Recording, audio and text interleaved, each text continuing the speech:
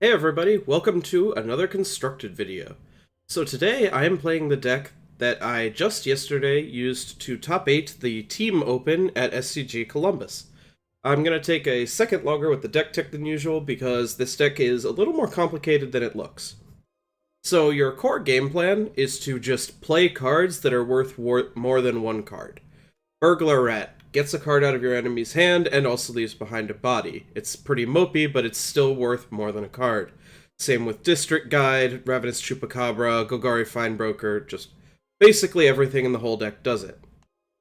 The weirdest part about this deck is that I am playing 5 cards that always cost 6 mana, and an additional 2 cards that often cost 6 mana, and it only has 22 lands. That's like criminally low. The thing is, you have Merfolk Branchwalker and Jadelight Ranger that will often draw you into lands, like a good portion of the time, and District Guide, which always draws you into extra lands. And on top of those, we have things like Find and Golgari Findbroker that recur copies of these cards, let you play them again, get even more lands.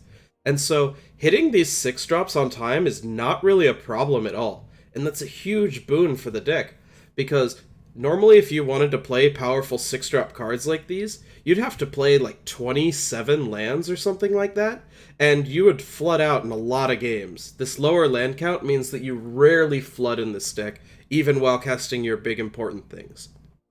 The weakness of this strategy, though, is that individually your cards are kind of mopey, like playing a Grey Ogre, even if it draws you a card, this doesn't contribute a lot to the board, it's not going to win the game by itself. And it's a real possibility that you just never get up to land 3, which you really do need to do in this deck. I checked out the math on it to check how often you're going to hit your 3rd land drop, and with 27 lands in your deck, you are 93% to hit your 3rd land on time on the play. In this deck, you're only 85% to hit it on turn 3 on the play.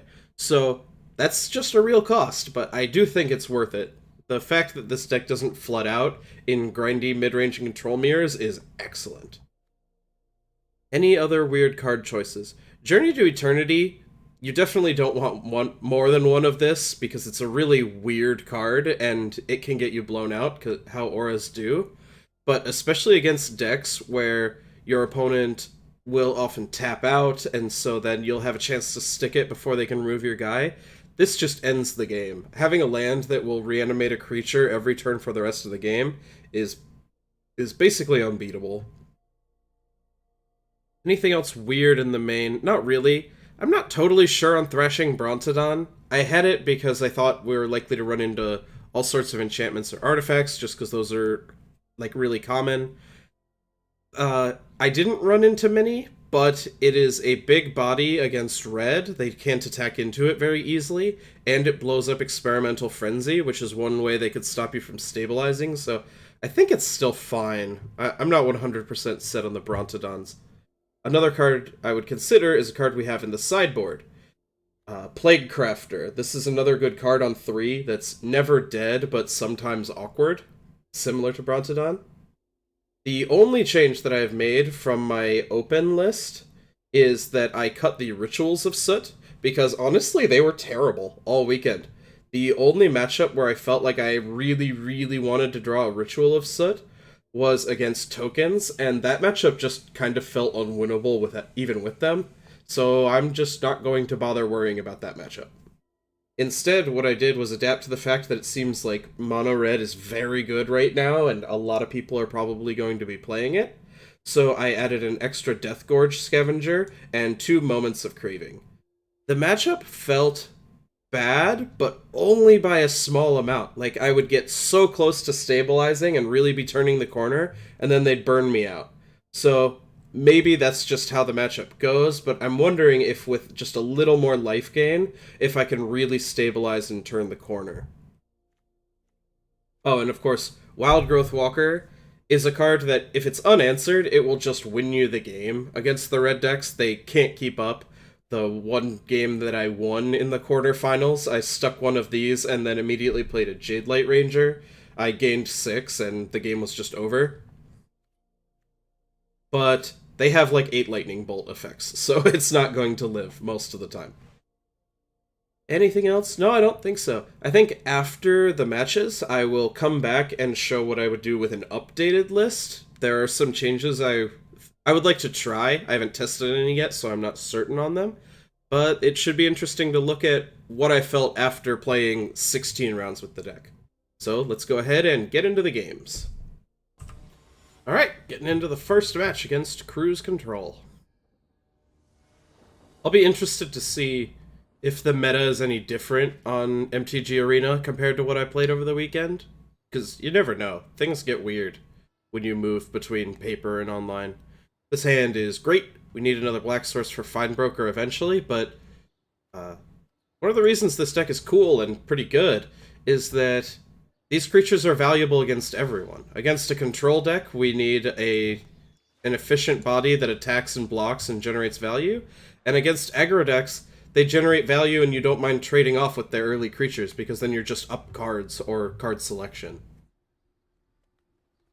And of course, filling up your graveyard is valuable both for the recursion effects like Golgari Findbroker and also Izoni making a million insects. Izoni's kind of odd, because in some matchups you have to board it out because you just can't have that many 6-drops, but against a lot of decks it just completely shuts the door. They have no way to deal with a 2-3 that brings along a bunch of 1/1s. Okay, this matchup is absolutely atrocious. Like, it felt completely unwinnable when I played it before. I will soldier on, but oh boy, I'm not excited to play this one. As I'm recording this, last night, Saffron Olive posted a video playing this deck, so maybe this is a really bad time to record with mine, because everyone loves to play the newest Saffron Olive deck. Okay, they didn't have anything on 3, that's not bad for me. Just gonna go ahead and start playing Jadelight Rangers. I need to hit my land drops.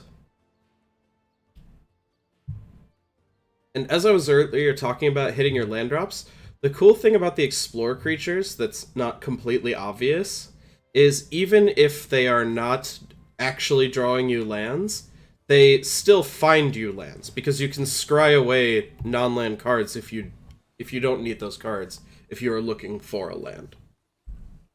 I guess surveil away, we have that terminology now. I wonder what my opponent could have up. Maybe the Convoke Fireball for things? March of the Multitudes? Huh, is that good enough? Yeah, I actually think so. I can play it next turn, hit my 4th land on time. And guaranteeing this is a 4-3 means even if they play an Anthem, I still trump their Saprolings. March of the Multitudes, I think it's called.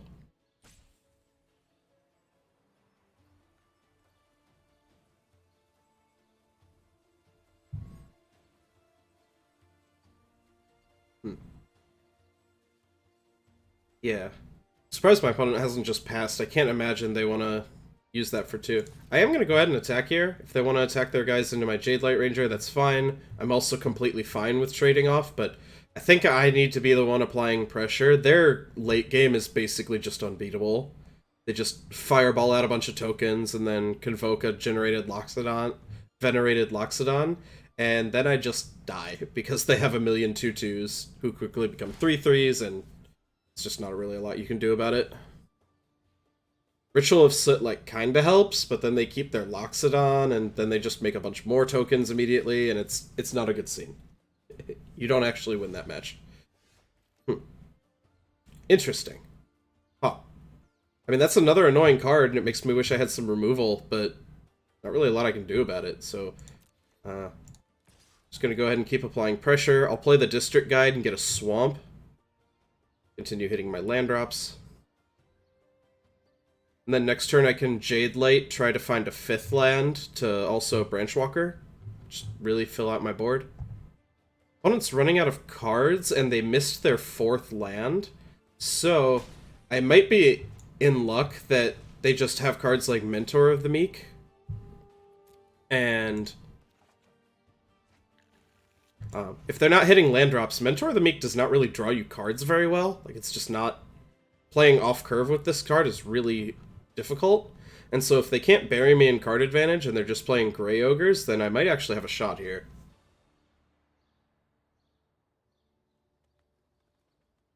Yeah, I only played this matchup once, but it was kind of incredible how bad it felt. Like, my opponent just very easily flipped the Legion's Landing into Adanto, the first for it, and so I even lived until turn 6 and had a fine Finality in my hand, but, like, I realized that wiping the board with that just wasn't even good. Like, it didn't even do anything. Okay. Interesting. I don't know that I'd be that scared of Jadelight Ranger. Okay, they hit their land. That's a little irritating. So the question is, if I draw a land, I am definitely going to Jadelight Ranger and Merfolk Branchwalker, just get as much onto the board as possible. If I don't, do I Thrashing Brontodon and sack it to get my Jadelight Ranger back? And I think that's the plan. Well, is that even good? Like, just playing a Jadelight Ranger adds the same amount to the board. Huh. I hadn't thought about it that way. Yeah, I think it's better to actually just play a Jadelight Ranger, hope I hit a land for this Branchwalker. Maybe later if I draw my Vivien Reid, I'll blow this up, but yeah. Like, that's just an extra mana for not really any effect. Put that in the graveyard. Put that in the graveyard. Okay, it's a little unfortunate, we double missed, but it should make it easier to hit next turn. And next turn, I get 2 looks at a land, including drawing in the Branchwalker, to play my Brontodon and just have a 3/4 down. Again, my opponent didn't really contribute to their board here. Like, they spent their entire turn eating my Jadelight Ranger. So, we shall see how this goes. If I can get their life total low enough... Another reason this matchup is hard is because they make a lot of Vampire and Soldier tokens. And so they all have lifelink, and it's really hard to keep up with that, especially when they start putting counters on them. My opponent has not done that yet, though. So if I can pressure their life total a little, it's possible I fill up my graveyard a lot by trading off in these Explore creatures, and then I just play an Izoni. Okay, my opponent is not playing a normal token stack. This is something else.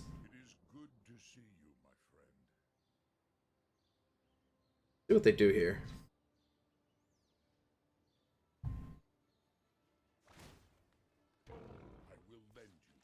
Okay, yeah, that's pretty fair. Okay. Think I go for Jadelight Ranger again. What I'm going to do is I think I attack a Johnny with everyone. Because like I said, now that I have an Izoni and even access to a second Izoni with the Findbrokers, I'm incentivized to trade off creatures as much as possible to fill up my graveyard, and then I can just play an Izoni and make 10,000 insects and go wide to close the game. They have decent blocks here if they choose, but like they could eat a rat, eat my guide, chump, but that's just trading off. They still lose a token, and then I'm playing a bunch of things. Like I said, I'm just interested in filling up my graveyard and applying pressure here.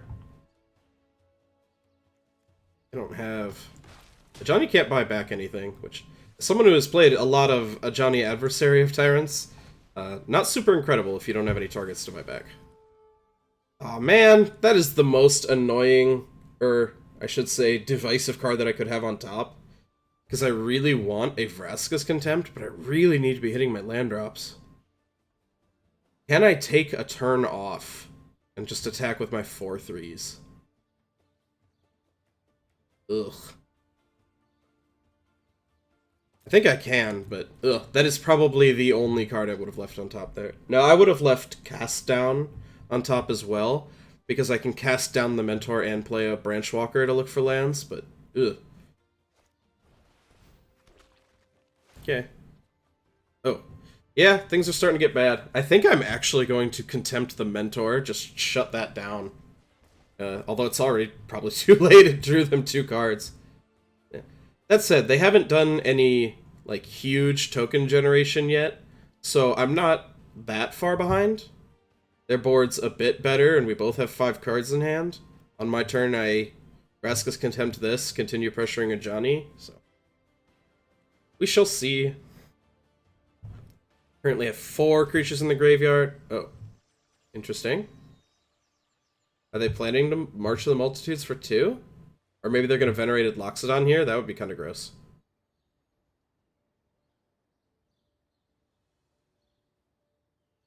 Yeah, that might be it, because then they have exactly 5. Would make all these creatures pretty big. I think if they do that, I will actually Contempt the Loxodon and kill a Johnny. I'm taking quite a bit on the crackback, but I'm not dead. And then I can just start playing fat creatures to stabilize the board.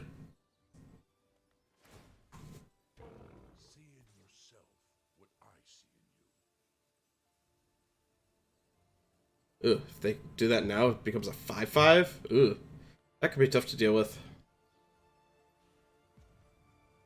One thing this deck is very good at is just chump blocking forever. If I attack a Johnny, I can't imagine they want to trade off the Mentor or the Meek. Yeah, like I said, I think I'm just going to Contempt this now, get their card draw off the table. This draw's been a little awkward. We haven't drawn any removal, and we've missed our land drop for a long time, despite exploring a whole bunch. We also chose that, though. Like, I kept choosing to leave cards on top when I did not have to. Like, maybe there's a land underneath that Contempt, and if I'd bottomed it, we'd be hitting our 5th land right now, but this deck is not free to play. Like, it almost reminds me of a Legacy deck sometimes with all the card selection, but, like, you actually have to make decisions, because, in Legacy, you can just keep pondering and digging and finding more cantrips, whereas at this one, you kind of have to stop. Like, you have to say, is this better than my average card? Like, you only see 1 card deep. So, oh, okay, that's what they had? Alright. Well, I will trade off my Jadelight Rangers here. Huh. I didn't think losing to a Johnny was my lose condition here, but suddenly it is. Wow. I didn't expect what just happened to me. Huh. This is kind of an embarrassing first game. It's a very bad matchup, but oh man, if this ults, that's game over, and we only have 1 turn to draw Vraska's Contempt. Look how far you have come. Yeah, that's this is rough. Well. Okay, well we finally hit our 5th land, but we're just dead doing a Johnny ult. We can't beat that ever. So that's kind of rough. Let's move on to sideboarding, shall we? Okay. Opponent... Not sure quite exactly what was going on there. Their deck was different than the green-white lists I've run into before. I think I want Duresses to hit a Johnny's, and I'm not entirely sure, but it seems good. Journey to Eternity. This card is usually sweet because it offers inevitability, but it does not do so here. Their endgame is better than mine, so we're not in the market for that. The Eldest Reborn kind of sucks. They have plenty of good stuff to sacrifice, that's just not where we want to be. What else? We need 1 more cut. I don't think any of the other things are very good. Like, Wild Growth Walker is okay, but it just becomes a giant creature that gets chump blocked forever. It's not great. I think I might cut N Izoni. We still want this effect, but I don't know that we need 3 of them. Just clunks up the deck a bit. I think Chupacabra is fine. Even if it's just eating tokens, that's okay. And if it eats a Mentor of the Meek, that's excellent. Yeah, I think the rest of this is fine. Like I said before, this matchup is awful. Just, it felt so bad when I played it. And Ritual of Soot didn't really make it feel better, because they can rebuild so easily. They only need 1 card to make 15 tokens and just kill you.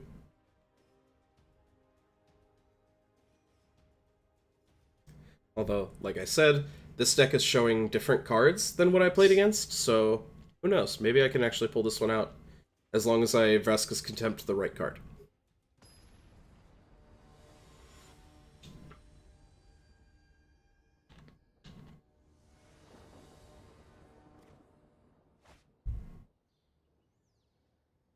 Alright.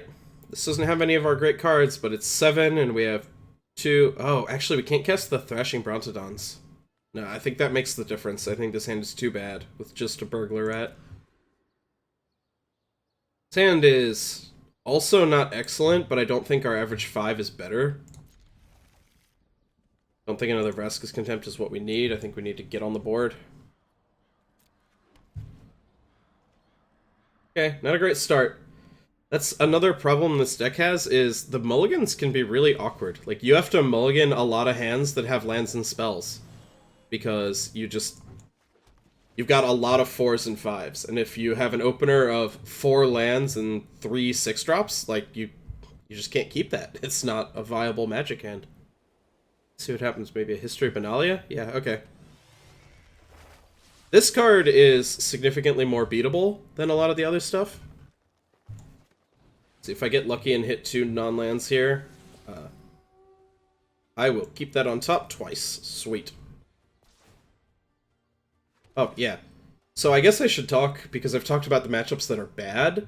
The matchups that are good are mid-range green creature decks. I played a bunch of those over the weekend and just destroyed them every time, because they're playing just individually powerful creatures like Steel Leaf Champion or Lyra Dawnbringer or Doom Whisperer or anything like that.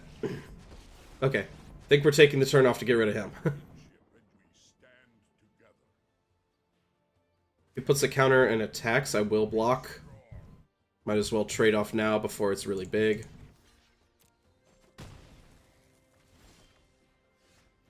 Okay, and I'm just going to get a Johnny off the table, not deal with that. Don't need these to become ridiculously huge. Gonna get punched for a decent amount of damage here, but hey, that's how it goes. Hopefully they play an individually good creature, like Lyra Dawnbringer, and then we can just Chupacabra and kill it, and have generated some value. Okay. Took some damage. Let's see what they got. Nothing. Okay, that's better than whatever I was hoping for. So, Chupacabra comes down, kills this. Oh, but yeah, even the green-white decks, their only card that really generates value is History of Benalia, and making 2 2/2s is just not enough to keep up with what my deck is doing. Chupacabra, but 1 Chupacabra equals their best value card, and all my other cards generate value too, so that's just not a game they can play. Okay, that is irritating, but what we really want to be on the lookout for are the cards that consistently generate value. I will go ahead and trade. Just go ahead and keep my life total high, keep these things off the board, and fill up the graveyard for an Izoni at a later time. Okay, miss on 6th land, that's fine. It would have been really cool to hit the 6th land there, because yeah, I'll get a swamp. Well, we drew the Vraska instead of the 6th land, so we can't really, but it would have been nice to hit Tristani, and then they just have 2 1/1s, and they can't finish off Vraska. If they attack, I will trade off to try to keep the board clear. Hopefully Vraska Tristani down, and maybe they can't pressure her. I might have to trade off and take a turn on Izoni, take some damage, and then I'll just have a lot of blockers, and Vraska can start generating value every turn. It's really important to be able to protect your planeswalkers, and so you often don't play them on curve. Because, wow, Conclave Tribunal and District Guide. That is extreme. Yep.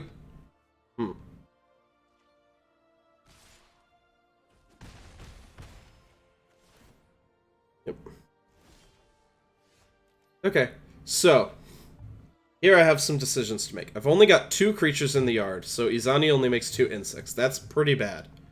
If I Vraska and kill Tristani, then on board they cannot kill her, but if they have another Tristani, they will, and then I'm pretty sunk. Like, that game becomes very hard to win all of a sudden. Can I win doing anything else? Vraska on Conclave Tribunal is bad. It'll hit my land drop, but then I can't even protect her with ideal blocks. Like I said, I don't think Izoni's good. I don't think playing a Branchwalker when I'm under this much pressure is winning. I'm gonna go for the Vraska line. We might lose here, but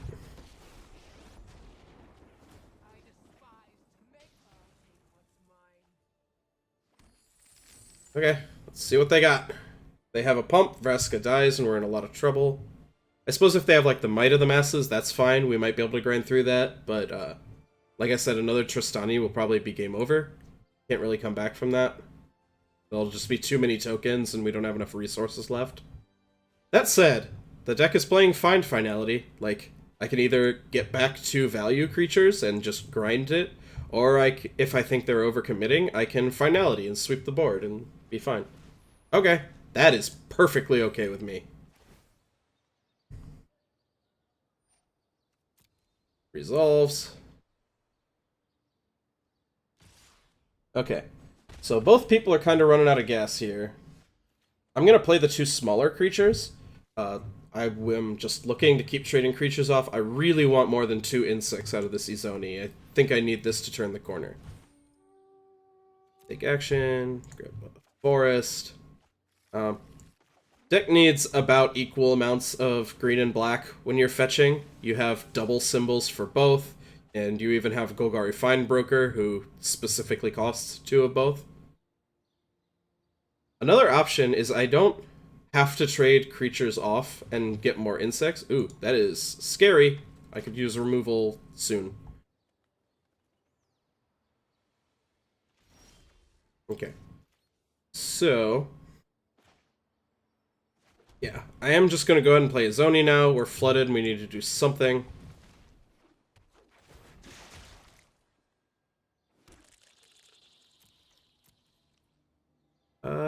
Sure. I'll just attack with this one, force them to either trade the 2 tokens or the Mentor. Don't necessarily want to trade Branchwalker for just 1 token. This is a dangerous turn. We don't have any 1-mana removal, so there's no reason for me to do anything right now. But what I'm going to do is I'm going to start aggressively eating my creatures to Izoni and try to find removal. They're probably going to draw at least 1 card off of this, maybe more. Yeah, probably 2, maybe even 3, which is scary, but there's nothing we can do about that. The best we can do is try to kill it, shut it down from there, and see if we can catch up.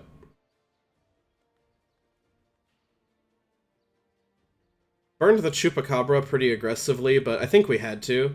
Turn 2 History of Benalia into turn 3 Izoni is so much pressure.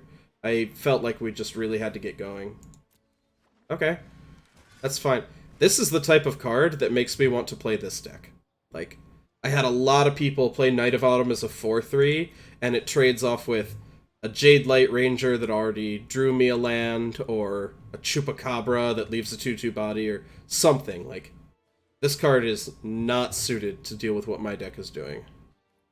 In combat, okay, let's go ahead and sacrifice one of these insects. If things were a little different, okay, we're not. Oh wait, I have plenty of mana, so this is actually great. I can Findbroker, get back my Ravenous Chupacabra, and Chupacabra. Kill the Mentor of the Meek, don't let them draw any more cards.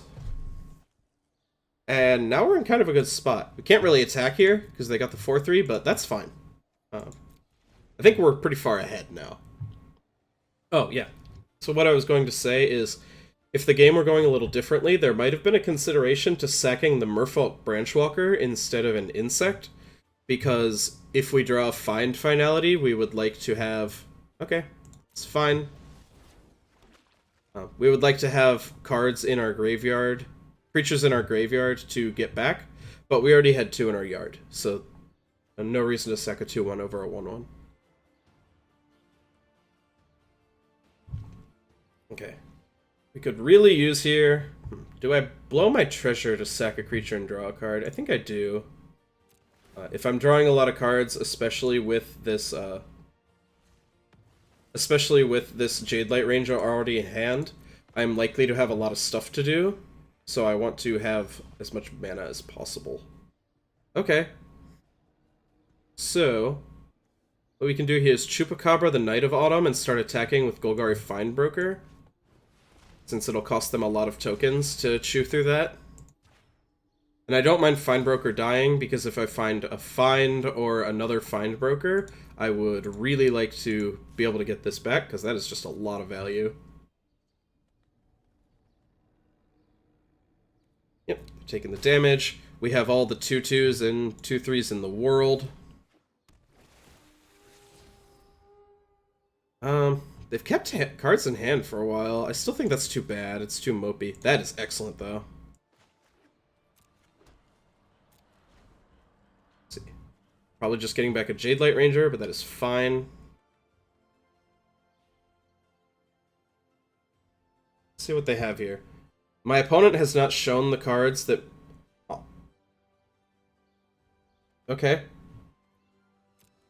So they're gonna shrink my Jadelight Ranger?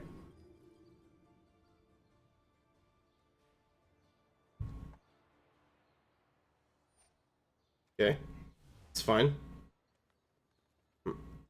Need to start attacking a little differently. 1/4 means that the Findbroker can't do enough on its own. Do I sack one of these creatures? I might. Another cool thing, I can choose to put my own creatures in my yard so that Findbroker gets them back. Could even sack the Findbroker, draw a card, and then broker for broker. Okay, sure. You have all the Saprolings in the world. Good game. I wonder if they're planning on conceding, because I am not I'm not losing here. Like, they might have something, but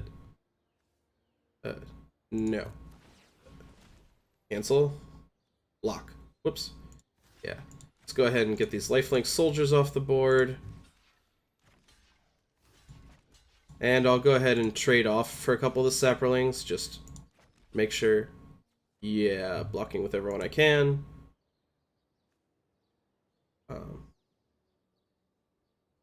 Now, do I trade off a Saproling or turn it into a card?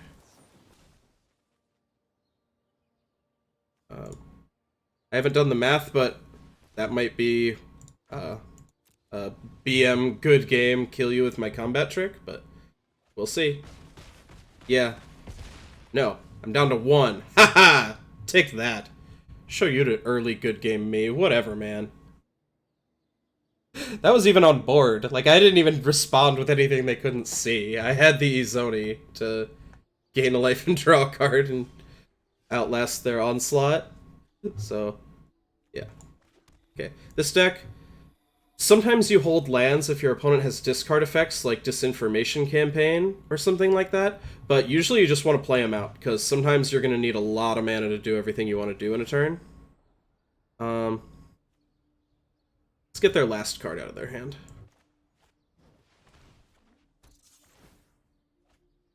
Okay, it was nothing. So we're kind of ahead on board now. I think I'm just going to pass.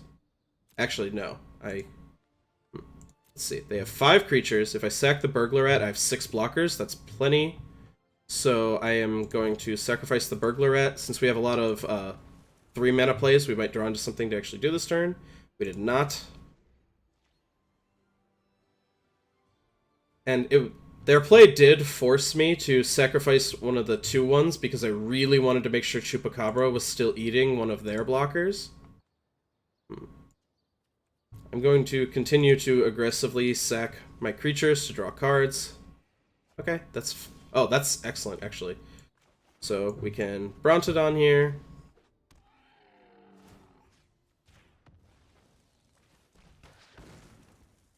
And just to keep my board full, I'm not going to bother killing anything yet. And this offers essentially an alternative win condition that I used several times over the open, which is just, if you plus Vraska twice, you're going to have a lot of bodies on board, and then you put them to 0, and even a Burglar Rat is enough, or put them to 1. Even a Burglar Rat is enough to kill them. I killed mono red that way once from 20, and I killed a mono green deck from like 22. Just because they ran out of card. Or I put them to no life. Okay. This is a lot of bodies, but we're up to a little bit of life, so we can even take some hits from Saprolings and stuff. And I am also going to continue making bodies. I'm not going to sacrifice creatures here. We don't really have enough to afford to do that. Okay, that's excellent. Okay, continue going through these lands to hopefully find... Okay, so my opponent needs to do something significant here. Need to remove some blockers and kill me. They need to add a lot of bodies. They need to do something. Because also, playing into that, these pirates have menace. So your opponent needs, like, 2 more blockers than you have creatures to avoid dying to Vraska putting them to 1. Oh boy, this game has gone on for a long time. Let's see, my opponent drew. Let's see what they have.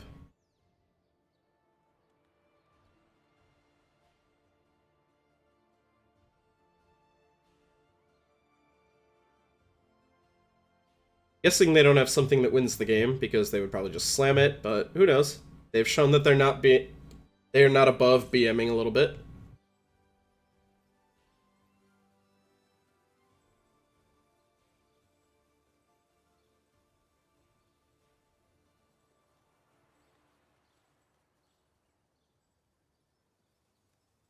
Was this the same game that we stalled out on 4 forever? No, that was the last game that we lost. Okay.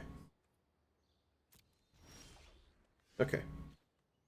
Let's see. They have 1, 2, 6, 7. I have 1, 2, 3, 4, 5, 6, 7, 8, and 2 of my guys have Menace. They would need something really good to avoid dying here, and I don't know what that could be.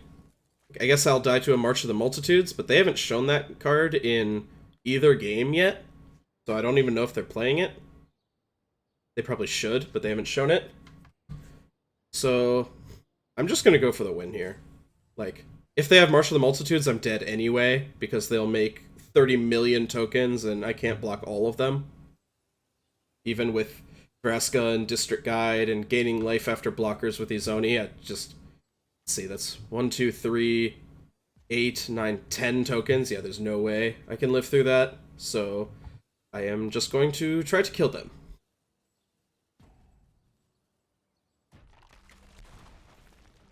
Okay, combat, attack. That was kind of a cool effect at putting them to 1. I haven't done this online yet, only in paper. And it's kind of funny that both of the Vraskas effectively do the same thing. The other Vraska gives you an emblem where if you hit all your creatures, whenever they hit someone, they die. Whereas she puts them to 1, so it's sort of the same. You just only need to connect with anything. This Vraska you can also kill with, like, life loss effects, but we don't have any of those. No creeping chills or anything like that. I wish Collective Brutality were still in Standard. That card's useful for things like that. I think my opponent is upset that we just barely managed to survive on that one turn, and that's why they're timing out over and over again. Yep. They just want to make me wait. Or maybe they are being extra BM, and they are going to do this over and over again, and then have the March of the Multitudes and kill me. Oh, I would be so sad. I would be very unhappy.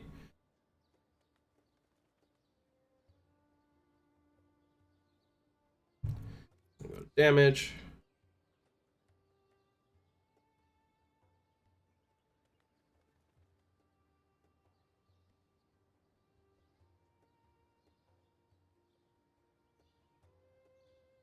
So yeah, after I've seen more of their deck, more of what this deck is doing, I'm actually feeling okay about a Game 3, which we are now going to. Cool.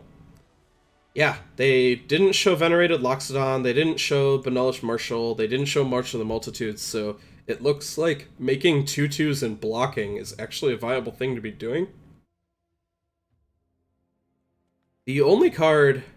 that makes Wild Growth Walker more attractive. It doesn't generate value by itself. Is it better than anything else that I'm doing? Might be better than Duress. They showed a lot of creatures. Duress might not be hitting every time. Also possibly attractive is Vivien Reid, because they showed a lot of enchantments, and she... In games like that last one, where we stall out the board and then try to accrue advantage, that's when she is just absolutely incredible, drawing you a very good card every turn. I think I'm going to leave this as is. I don't want to clunk up my deck by adding 5-drops, and I think if a Wild Growth Walker gets big enough to really matter, they'll just Conclave Tribunal it. Like, they were hitting Jadelight Rangers and stuff. I'm okay if they want to exile my value creatures. So, I'm going to stick with this. That could be wrong. And of course, I'm sitting here really wishing I had my Ritual of Soot for the Monastery Mentor Ajani deck. Or Mentor of the Meek. Not Monastery Mentor. Although, Ritual of Soot would be really good against Monastery Mentor too. This hand is fine. 3-drop into 4-drop. Removal for a Planeswalker. It's okay. This guy blocks really well even if they do add counters to their creatures. Up to dodge, turn 2 History of Benalia again. That was a little rough. Okay, sweet. Guaranteed to keep hitting my land drops. Shall see what they do if I want to Brontodon or District Guide on 3. Okay, right now it looks like it might be District Guide. Okay. Why would I add a second Vivien if I'm just guaranteed to draw my first one? Sweet. Also makes District Guide interesting because it should, it'll guarantee land 5. So if the board isn't too cluttered, I can just Vivien on 5. Start drawing cards. Okay. See what you got, opponent. Okay, History of Benalia. That's a little scary, but that is fine. We can deal with scary. Scary is beatable. Do I... Huh. I think I actually do Brontodon, just because it blocks everything. It'll, like... If I play a guide, they probably just attack with everybody, and I trade off and still take some damage, whereas this just blocks everything. And, like... This board is going to have a lot of creatures on it. I don't want to play Vivien on 5 anyway, so it's totally fine to Chupacabra on 4, and then on 5 play District Guide and maybe a 2-drop if we draw one. Oh. Probably have their pump here, but if they're using it now, then it's not killing me later, so I am cool with this. Yep.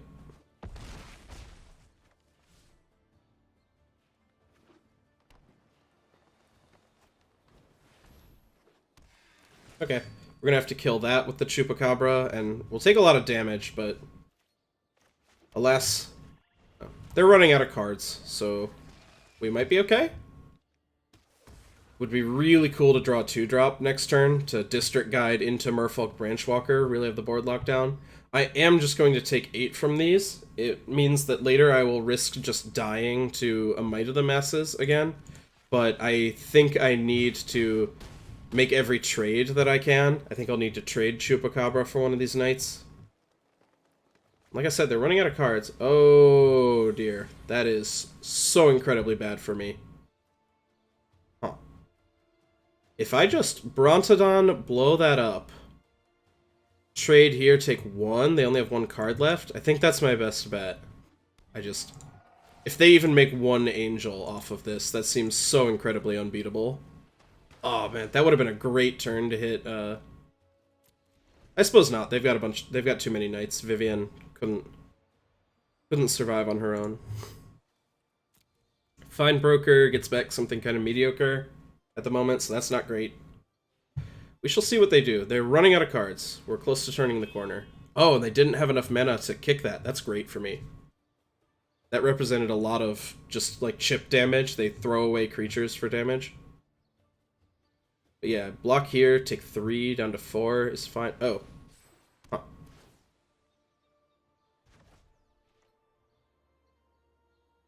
Am I dead now?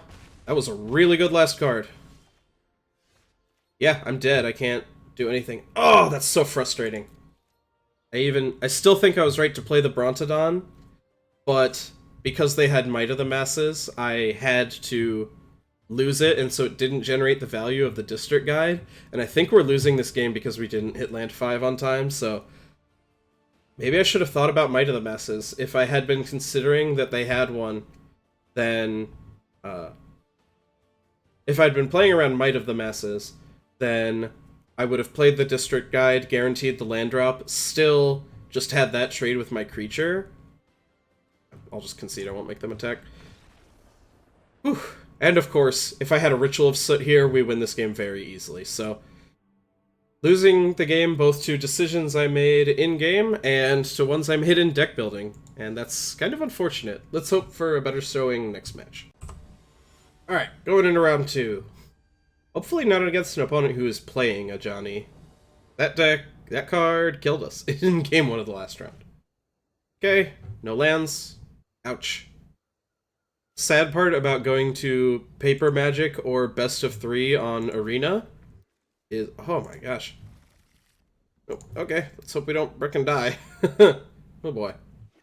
But yeah, playing Best of 1s on Arena is always fun just because of the changed, like, hand algorithm.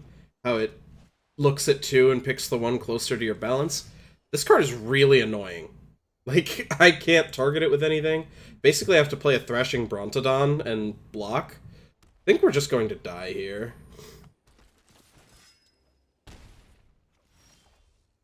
Okay. Start contributing to the board, I guess. I think it's the Branchwalker. I just need to dig and find lands. Like I said, I think we're dead, but... yeah, definitely need lands. That's not good enough. Marshall can't really attack anymore because we threatened to trade. Oh god. Oh man, this is funny because if you take a look at the channel, our most viewed video by far all time is Black-White Ajani Knights. And now I'm dying horribly to Black-White Ajani Knights. Yep, I'm good. No more. Oh boy, that was a beating. Again, I'm going to look like a fool because this is a matchup that probably wants Ritual of Soot. What I do want, though, are Plague Crafters, because Hexproof from black does not stop you from getting Edicted. So, what cards are bad? Often against these low-to-the-ground aggro decks, I will cut an Izoni, because this card stabilizes the game, but is super clunky. Like, you just have too many 6-drops, you can't be drawing that many in your opener. So, what else? Journey to Eternity, meh. They have a lot of exile. They will probably have exile removal, like Conclave Tribunal. So, a lot of time this just doesn't work. Which sucks, because otherwise this is great in creature matchups, because it disincentivizes your opponent from attacking, because you can just block to trigger that. And we need one more cut. What do we want to get rid of? Kinda want the Planeswalkers to blow up the aforementioned Conclave Tribunals and stabilize the game and generate value. Maybe a 5-mana Edict isn't where we want to be. Maybe by that point they will be flooding the board enough. Not entirely sure here. I could see Brontodon, but again, we want the fat body to deal with the Knight. I really kind of want everything else. Maybe just maybe trim an Explore creature, like trim a Jadelight Ranger. It doesn't block very well into their first striking guys, and this one's a little more awkward. We need all of our 2-drops to have early plays, so... I think this is... Wait, what did we mess up? Did I cut too many cards? Oh. Cut 3. Oh yeah, and I only added 2 Plague Crafters, so never mind. Jadelight Ranger, forget anything I said bad about you. You're back in. Alright. Let's try to see some lands in our openers this time.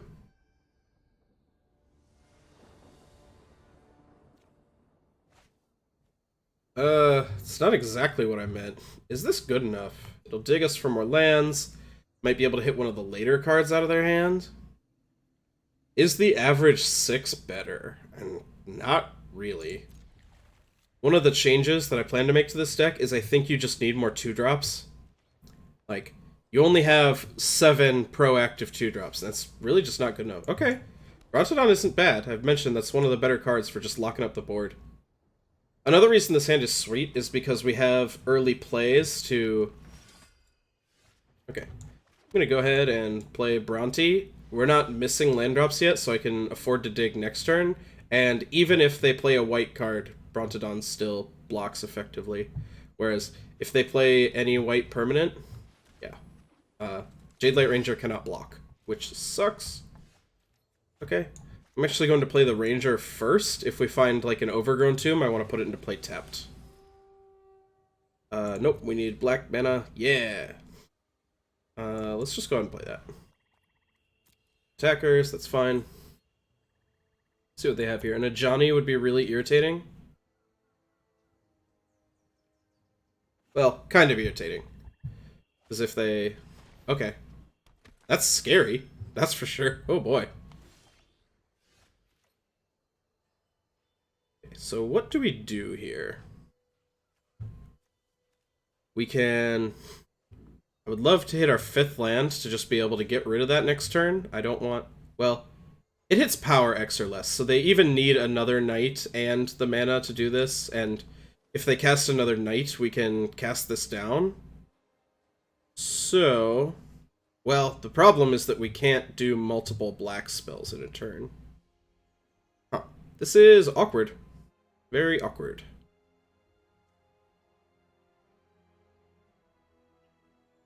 If they try to pressure Vivien Reid, they can't really, like, kill our creatures. Like, if they attack with everyone, we have okay blocks. Like, we can chump, kill, or chump, kill. She takes 4. She'll go down to 2. And they can't really kill our creatures to remove a blocker because they have to attack with them. So I'm going to play Vivien and start upticking. This is precarious. I will go with District Guide because it blocks exactly as well as Knight of Grace, and by that I mean it doesn't block well at all, but it does mean we're guaranteed to hit our land drop, so we can start really doing stuff. Finality looking very attractive here. Okay. It's a weird way to start the turn. Okay, they're just building up their board so they can F6 or whatever. Okay. So, again, going to uptick. See what we got. No one knows the wilds like I do. Huh. So I could get Chupacabra as a value play. I think what I'm actually going to do, though, is just get this Overgrown Tomb, pay 2 life, enter it untapped, and I'm going to Finality. Take action, this guy, so he will live through it. Bam! Alright! I think we might be in a good spot now. What do you guys think?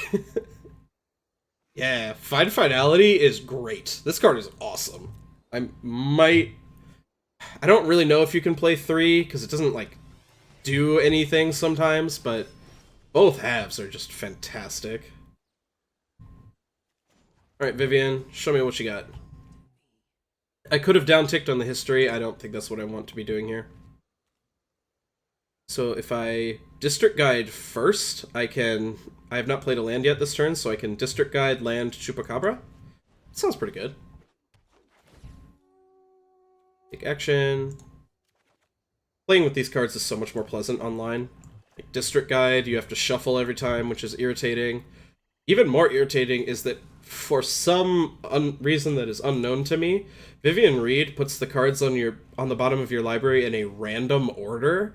So in a tournament, you have to shuffle these 3 cards and offer a cut to your opponent, and it is so tedious and irritating, and I have no idea why they make you do it. Why not any order? Like, do they think I'm going through my whole deck with this effect, and I'm gonna stack it? Like, oh my gosh. Okay, that's a big board. Here, I'm going to play my land. Do I downtick? I don't think so. My blocks are fine. I can even just chump this. I'm probably playing a Burglar Rat this turn. Oh, or I could just ult. I forgot she was on 8. Yeah, never mind. Let's do that. It's really hard to lose the game in a creature mirror after you do this, because you just completely turn your brain off and ship in. There's nothing they can do. Like, Vigilance and Indestructible and Trample just removes all decisions from attacking. Oh, huh. I did notice emblems have the loyalty shape.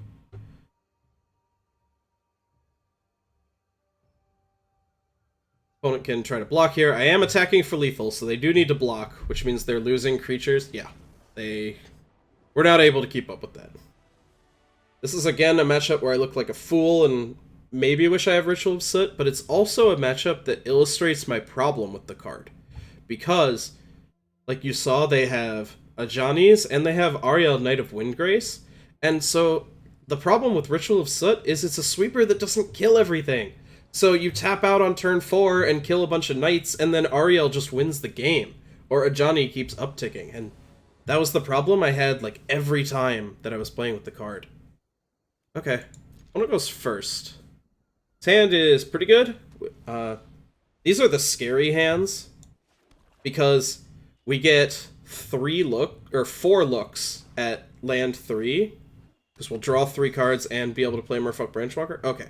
Now we're kind of in the clear, but it was scary for a moment. So, since we don't need to dig yet, Burglar Rat is better later, because as opponent plays out their weaker cards, you can nab the more powerful top-end cards, like a Johnny or Ariel. Sometimes that backfires, and you just hit a land or something, but that's fine. That's just, like, if you played it early and they had 4 lands in hand, they were just going to get rid of a land then, too, so that's not really different. I will declare no blockers, because Brontodon will block that effectively next turn. Okay, we're hitting all our land drops, that's good. These are suddenly looking bad.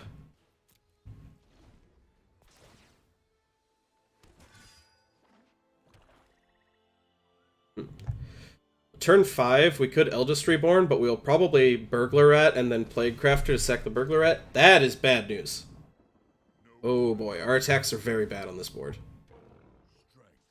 And our blocks. And everything, ever.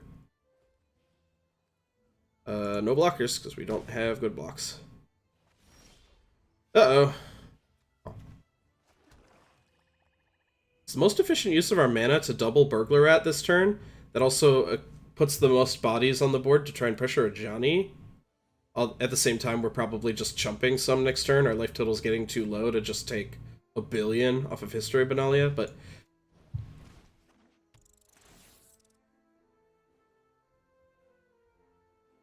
yeah, opponent's curve was really good. 2-drop First Striker into History into a Johnny is just very powerful.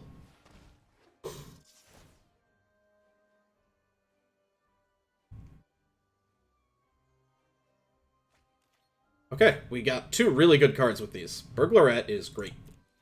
It might not be good enough.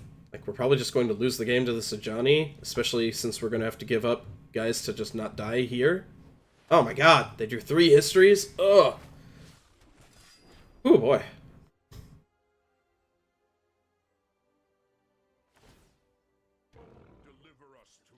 Yeah, this is probably just too much. Let's see. And trade here, chump there, take 6 down to 7. And then, like, our counterattacking is pretty mopey, but I don't know that we can do much better than this.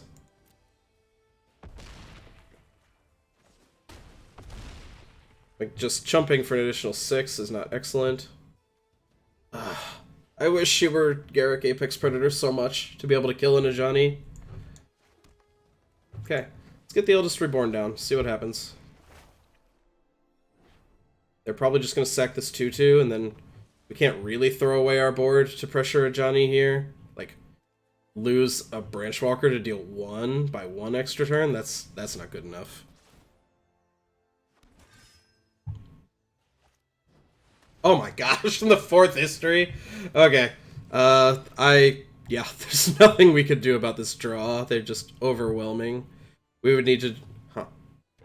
Yeah, like, even if we block really aggressively here, which we have to do, we take 5 down to 2, then anything's lethal from now on. That's not winnable.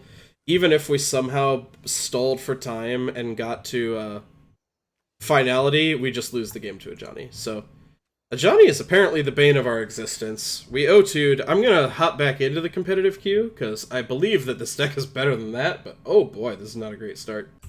Alright, getting into our 3rd match. Hopefully against someone who's not playing Ajani Adversary of Tyrants, because that card is apparently the bane of our existence. This hand is pretty good. We're going first, and this is extra what I was talking about. Like, we get a bunch of looks at a 3rd land, but if we don't find a 3rd land, we are in trouble. The deck just doesn't function without 3.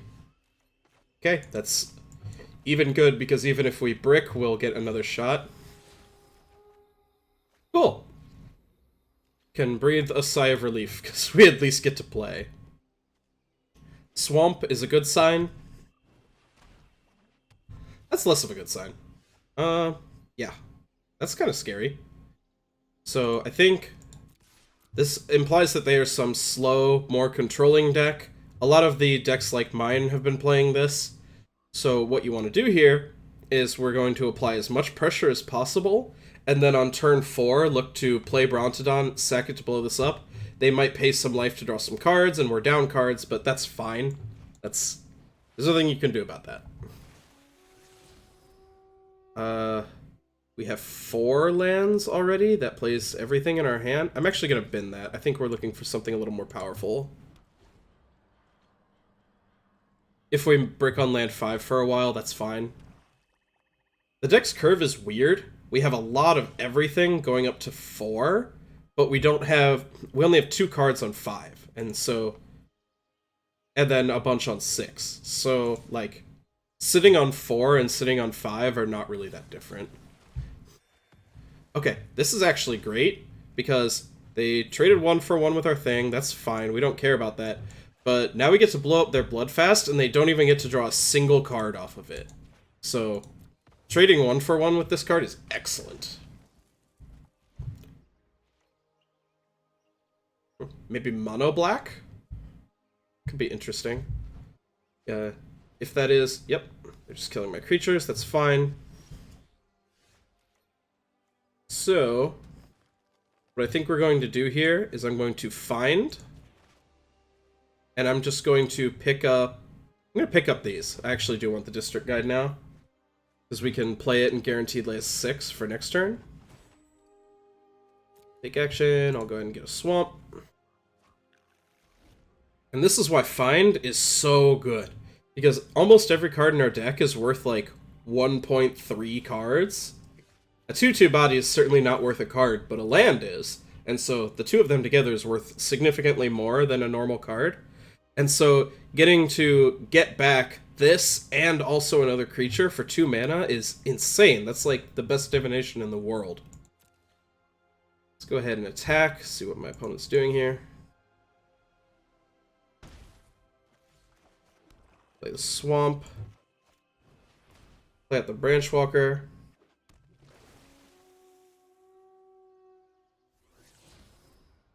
I will definitely keep that on top. So, here is a slightly awkward spot. They're showing mono black, they've only shown control cards. They probably have Ritual of Soot in their main deck, and so playing Brontodon would be kind of overextending into that, and that really sucks. At the same time, they've shown a significant amount of spot removal, and so Journey to Eternity on one of these creatures could get me 2 for 1, and that also sucks. So, I have to decide what I want to play into.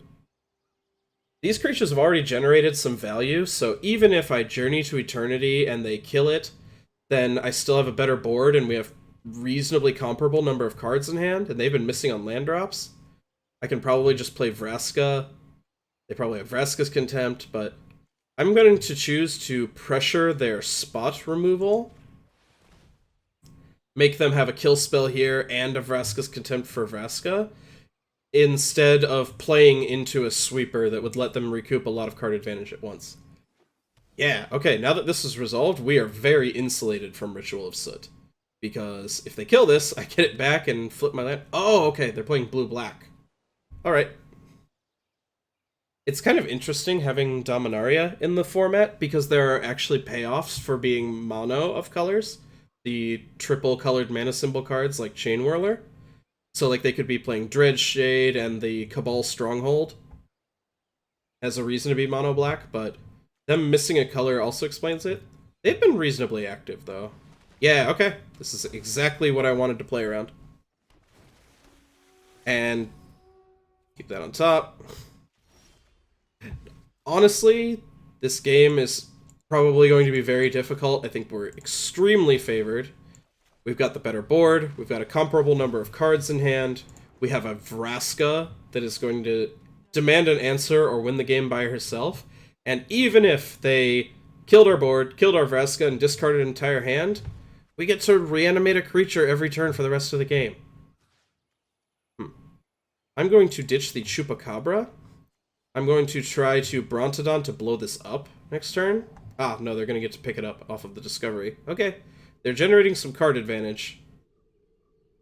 I want to hold on to a Chupacabra, because I think they're likely to have both Dream Eater and Doom Whisperer. And in case of those, I want to be able to blow it up and still push through damage. Ah! I love my good friend the Burglar Rat. Unfortunately, we cannot activate our land if we do that, so I think here we just attack. Go ahead, create a pirate. And I'm just going to end the turn. This way, even if they sweep the board, I still get to Atzal. Is that right? Atzal? Yeah, Cave of Eternity.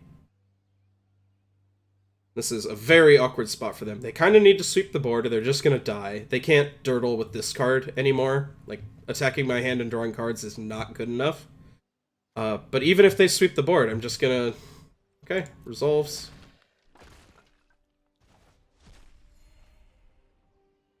Are they dead here? 3, 7. If I hit a non-land on top and they don't have a kill spell, I win here. Branchwalker.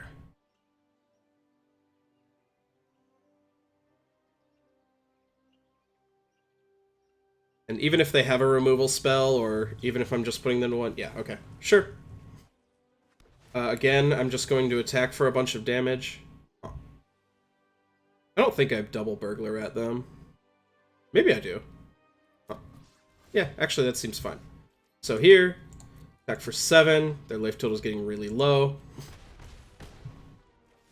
And then, once they're this low, these are like real threats. They will force a sweeper instead of just being ignored, as they often are.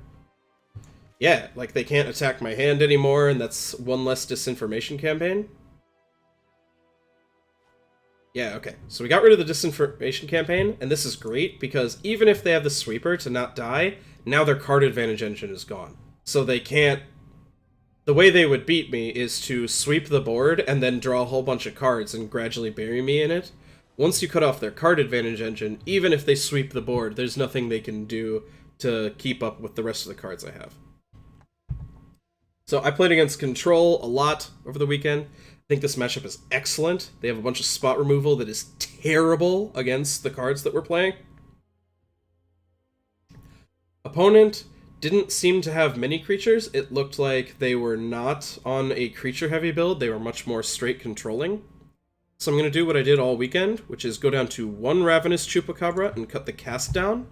And then I board in all 3 Duress and the Vivien Reid. Another possibility is Plague Crafter, because it could hit any potential Planeswalkers, but blue-black doesn't really have good Planeswalkers. This would be much better if they were blue-white and had Teferi. I leave in 1 Ravenous Chupacabra because nothing in the board is really much better. Like, maybe Scavenger's a little better, but not that much. And I want to be hedged against a Doom Whisperer.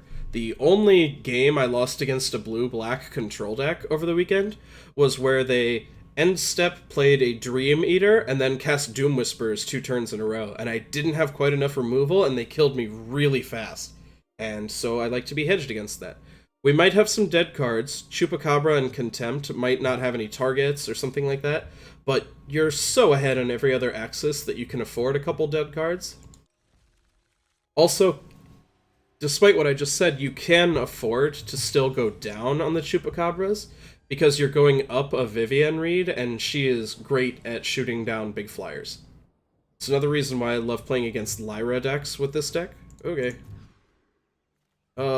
This is gross, but if we find a black, it's okay. If we find a black, the scan is actually great. I guess, we're on the draw and we get a scry. It's not like they're gonna kill us that fast.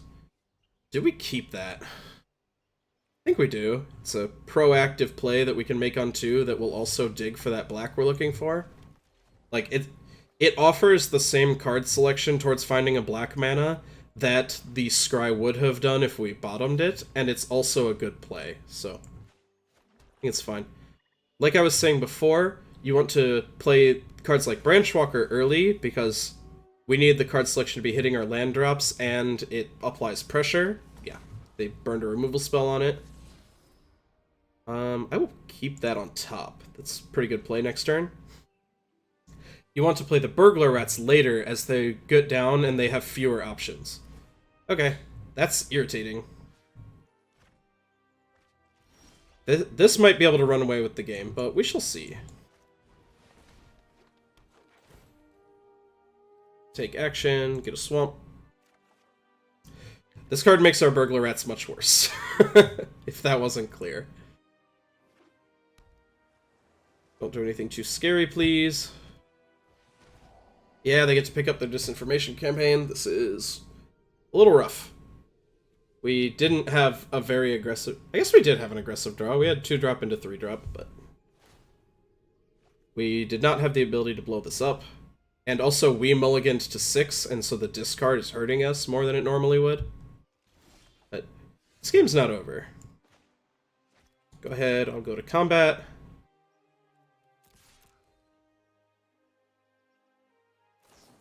Okay.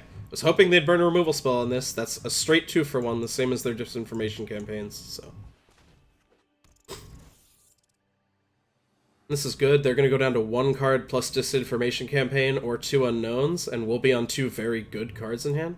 Alright, Ritual will sit down.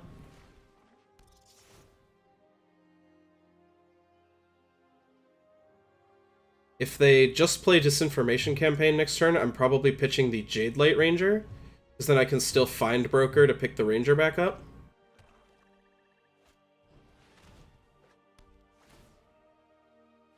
What I would really like to do... pitch Jadelight Ranger. I would love to just, like, draw a Brontodon and blow this up. Alas, I'm going to hold this swamp. We can go ahead, we attack here. Now I'm going to play Findbroker, and I'm going to pick up the Jadelight Ranger. We're going to have to play on fewer lands this game. Our 6-drops and even 5-drops are going to be very bad. But I want to have enough resources that we can just beat them up and kill them. And so, okay, they blew their cast down. Hopefully they're out of Surveil cards. That would be great for us. But yeah, I want, if they do pick up Disinformation Campaign and play it again, I need to be able to pitch the Swamp. Okay.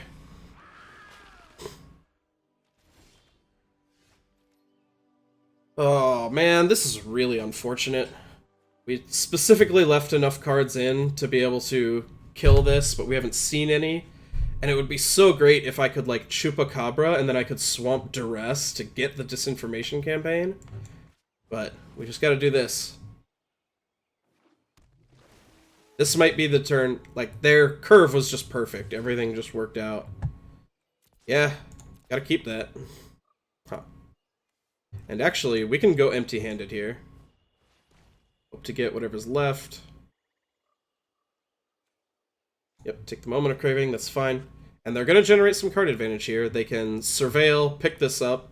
Being able to Surveil without spending mana is gross, but... who knows?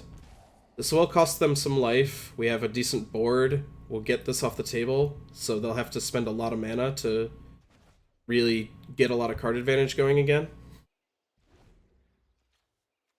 They binned the Disinformation Campaign, kept the other one. That's not great for us. They're attacking here because they know we're just going to Contempt this. Holy crap! Oh, man. Well, that's the worst thing that has ever happened to anyone.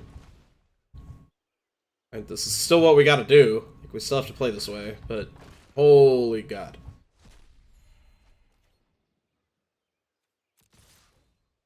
We are slightly ahead in the race now, but opponent has an engine and card selection, and we do not. So...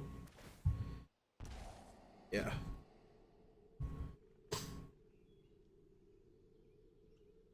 Like a Ravenous Chupacabra or a Vivien Reid off the top are our best draws. I suppose also, yeah, we still have the Eldest Reborn. That would be an excellent draw. And I still think we were right to board the way we did. Okay. They didn't even bin a card off of it that time. They just... oh boy. That's... they just had the third Doom Whisperer right on top.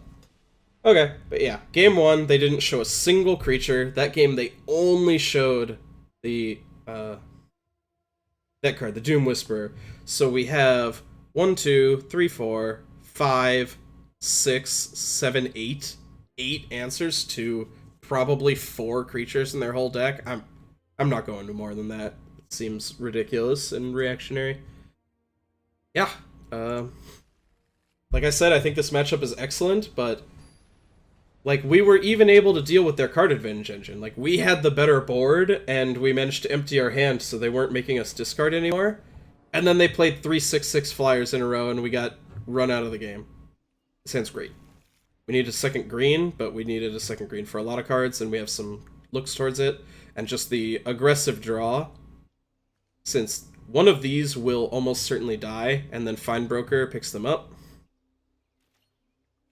The existence of Golgari Findbroker is another reason why I think Ritual of Soot is not that good. And just, not just Findbroker, but all the cards like it. All of the aggro decks are playing a bunch of 4-drops. Like, we haven't played against Mono Red yet, but, kinda want that? I kinda just want to find green mana. I'm actually gonna keep that on top to make to hit a potential disinformation campaign.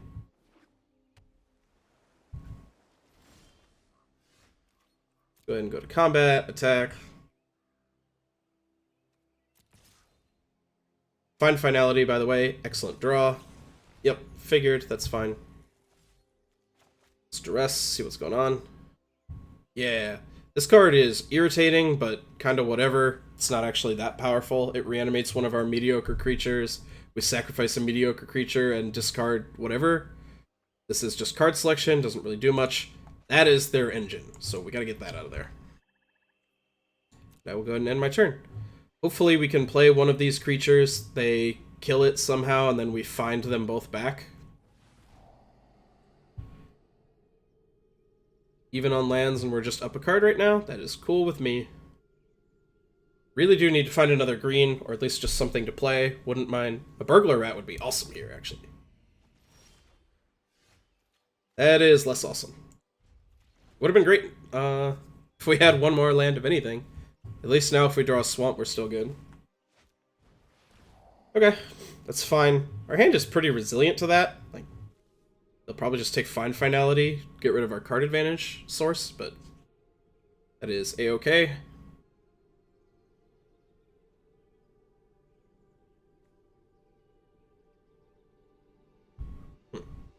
Question is, do we even want to play a creature next turn?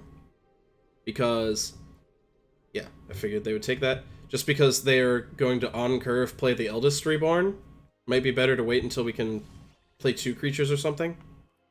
Also, we're just not hitting our sources, which sucks. But, alas, here we are. Okay. Oh boy, this game is not going our way. If we hit a green, we can Brontodon and blow that up, and that's fine. Yeah, okay. So, we are now playing the game.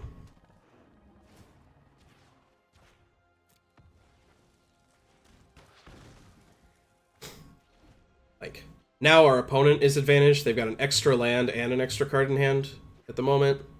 But our cards are very good. Okay. So, what shall we do here? Could Findbroker, let them get their advantage off Eldest Reborn, but get back Vraska? That way they can't reanimate it with the Eldest Reborn? Yeah, I kind of like that. We drew our 5th land, so we're only 1 land away from casting this Vraska. Next turn, we can play Jadelight Ranger or whatever. I assume they're not going to use a removal spell since they've got this Edict lined up. But... okay, sure. We specifically counted on that happening. Probably going to play Jadelight Ranger. Okay, or we can... yeah, I like that. Let's just get this off the table. We're getting 2 for 1 here, but, like, only kinda, because, like, one of the 2 was a Findbroker, which just straight drew our best card back to our hand, so... meh. See what they do here. Now things are pretty close to parity. Opponent has a mana advantage, but I don't know that they can leverage that very easily. Okay, sweet. Gonna bin most cards here. We just want to hit our 6th land. Yeah, because Vraska can kill a potential Doom Whisperer. Ugh, that's kind of sweet. Still gonna bin it. We still want to hit our last land for Vraska.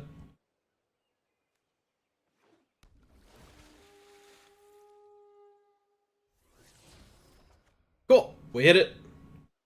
I will play it. And now our opponent's back is kind of against the wall. Might have like a Ritual of Soot. That would be a card that they had reason to not play up to now.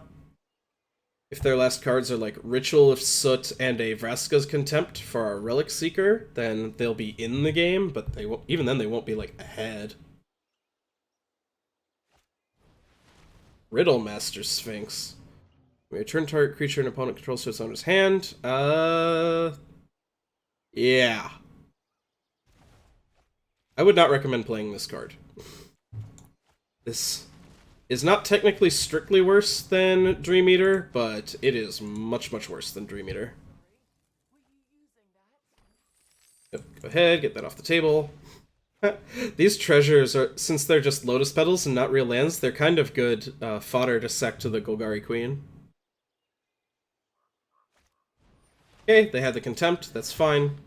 That, unlike what my opponent did, is a clean 2-for-1. They spent Vraska's Contempt and their Sphinx, and got rid of my 1 card. So, what can we do here? We can... I think I'm likely to Burglar Rat and play a creature. We could get down Vraska Golgari Queen and start drawing cards, but I also want to be applying pressure. We'll see. Let's see what happens here. Okay. Huh. So do I care more about applying pressure? Because I could play both creatures if I District Guide for a land, play Jadelight Ranger. That sacks my treasure, though, without drawing a card off of it. I'm just going to get the Walker down.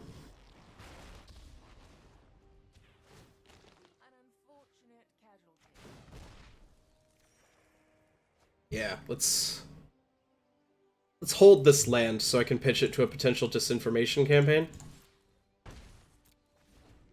Okay. They have dealt with all of our good ways to get rid of a Doom Whisperer, so that card would be a big problem if they played one. Okay, nope, just getting rid of our Vraska again. That's fine. Again, clean 2-for-1. She drew us a card and then died to one of their cards. So, let's see. I want to play out some number of creatures because we want to close this game quickly. Go ahead and attack. But I also don't want a top-decked Ritual of Soot to nuke us back to the Stone Age. So I'm going to play the creature that is the most pressure and also the most card selection. It's great. And now, because of that, no. Don't play District Guide when you have a card you want on top. I'm actually just going to pass. This is a decent amount of pressure, and next turn we can commit Vivien, and even if they have... Yep, that is perfectly acceptable. Even if they draw a sweeper, she will win the game for us. They surveilled. They did not put on the bottom, so it is a good card. But I'm ready for pretty much anything here. Let's go ahead and take this big guy. We have 6 creatures in the yard. That's a lot of bugs. What do you got, opponent? What was your good card that you left on top? Maybe a third Vraska's Contempt? Yeah. Okay. Once again, clean 2-for-1. So here, going to attack. I think I'm going to play out both of these creatures because that puts lethal on board. Yeah, drew 2 lands, that's fine.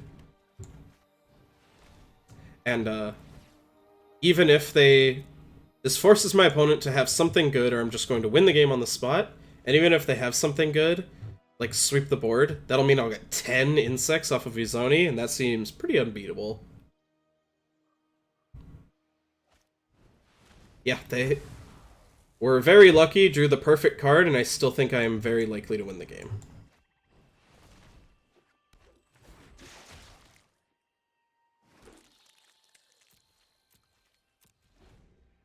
Another Ritual of Soot here would be problematic.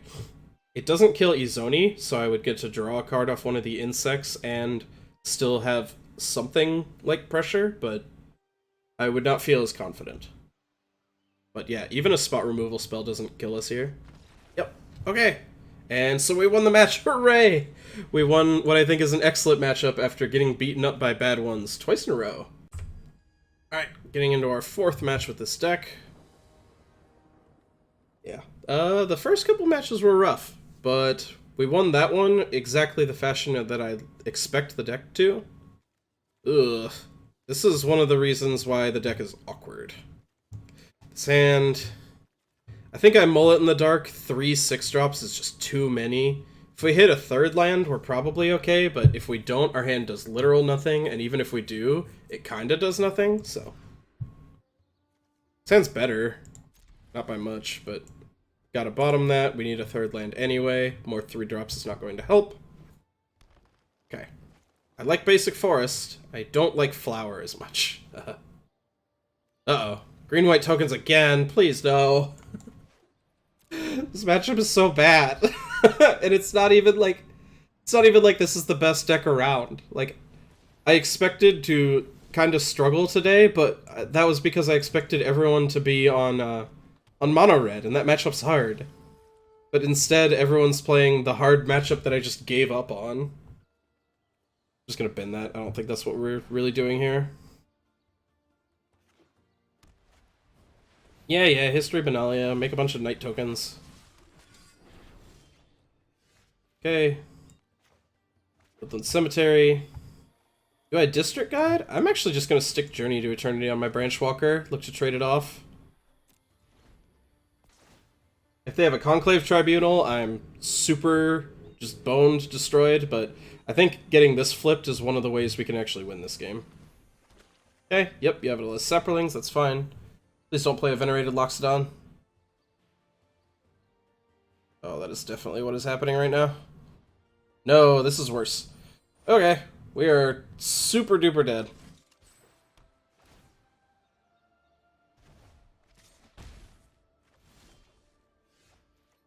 Yeah, this game is completely unwinnable.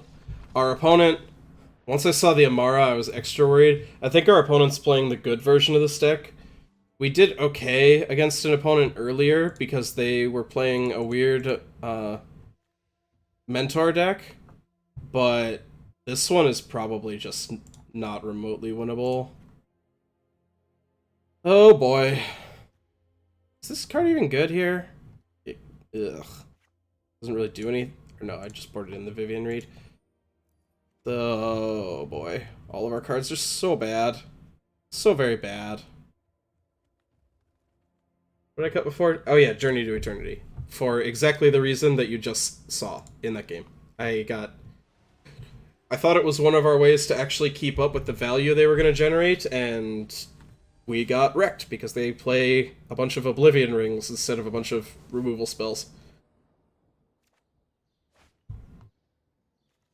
This hand is too bad. It doesn't do anything till turn 4. It does have our Sweeper, though. Okay. The way I've been playing these games has not been working. I've been losing over and over, so let's try to play it differently. Let's keep a really slow hand, but it has the important card, instead of a kind of fast hand without any of the super relevant cards. Yep, fix your mana. Another 4-drop, not exactly what we needed, but... If we could draw like a Jadelight Ranger or something, that would be sweet. Huh. Maybe they're not exactly the same deck. Maybe, again, I'm all doom and gloom, but this might actually be fine. Well, we will find out. See what he got. Probably, yep, because no tokens deck has ever missed History of Benalia on 4, just like, or 3, and just like I always see Jadelight Ranger on 4. I'm gonna give them a token here. That's fine, whatever. Ravenous Chupacabra's body kind of bricks it. So that is okay with me. Yep. You have Amara, that's fine. If they attack, I will trade Chupacabra. Oh boy. Yep. Well, everyone, we are going to take a lot of damage next turn. Now we'll take a little less. Hit my land drop. Really hoping to hit, Guess in the immediate it's better to kill these, because they're going to attack for 5 next turn instead of 4 here. So... yeah. So I'm going to get rid of the Venerated Loxodon, despite what I just said. Because it doesn't actually matter, because we're going to double chump next turn. So, like, the damage is the same, whichever ones we kill. And so in the long run, this is less damage. Also... Yep, get your soldier, that's fine. I think our win condition this game is Finality sweeping up everything they have, and they can't rebuild while we have powerful value plays to follow up. Oh, that was the opposite of what we wanted to see. So let's see. If we Jadelight Ranger to dig for lands, we block a 3/3, take 6, 7, 8, 9, 10, 13? Wait. 6? No. We block here. Take 3, 4, 5, 6, 7, 10.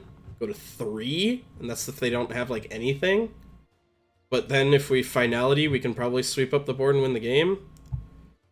There's nothing we can do to live through March of the Multitudes, so that's not a play. We have to play something, either a removal spell or the Ranger. So, we only have Chupacabras in the bin. I think Ranger digging for lands to hit land 6 is our best bet. Graveyard, not good enough. Graveyard, not good enough. Okay, they didn't have March of the Multitudes.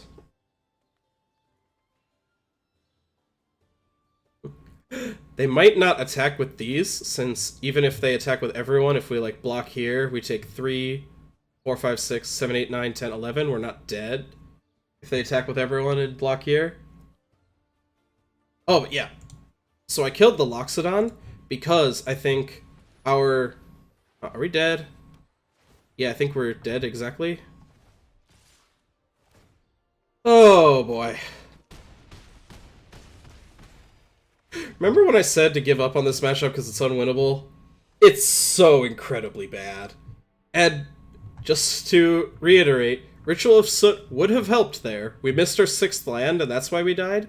But it wouldn't have helped that much. They still had the Venerated Loxodon. Like, that creature doesn't die to Ritual of Soot. And so, that's why I just don't think Ritual of Soot is that good. All the decks where you need the Ritual, they have something that it doesn't kill. So, oh boy. I am currently 1-3. I am going to play a little more because I feel the need to prove that the deck can do something. Hopefully we find a matchup besides green-white tokens. Alright, match 5. Hoping for anything except History of Benalia. We've played against History of Benalia 3 times.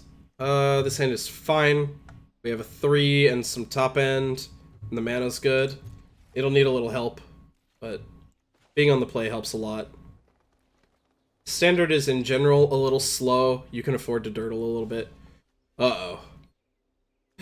So, I mentioned that History of Benalia decks, well, token-based History of Benalia decks were bad news, and they are. They are very bad news. I failed to mention the only other time that I got absolutely obliterated over this weekend. That was against Jim Davis playing 4 Meandering River in his blue-white control deck. Basically, he showed every sweeper under the sun. I couldn't play around it because the thing about playing cards that are like Borderland Rangers, like the District Guides, is they generate value, but if your opponent can sweep up all the bodies at once, then you haven't actually generated any value, because they still traded 1 for all your stuff. And that sucks. And then the real scary card, especially as we just don't draw anything and we're going to die, is Teferi. Teferi, Hero of Dominaria, is one of the most ridiculous Planeswalkers ever printed. Once they stick it, the game is essentially over. We have drawn very poorly this game. Very, very poorly. They probably have a counter up, that's why they waited until now. This game is probably done already. There's so little you can do against what they're doing. They have actual counters, and so our cards don't generate a card advantage because they never hit the board. They have sweepers, and so the individual little bodies don't mean anything. And they have Teferi, who we can't kill easily, and, like, if I don't kill this turn, the game is over. I'm 0%. And even if they don't have a counter, and I kill Teferi this turn, he already 2-for-1'd me. Like,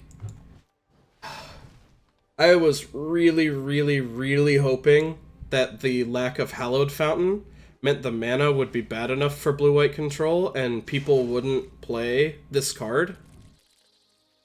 But that is not the case. People realize that this is probably the best card in Standard by a lot. It's head and shoulders over everything else you can be doing. And so they still play it, as they should. And for that reason, decks like mine are just going to get buried anytime you play against something like this. They have 4 cards in it. Yeah, I'm going to pack it in.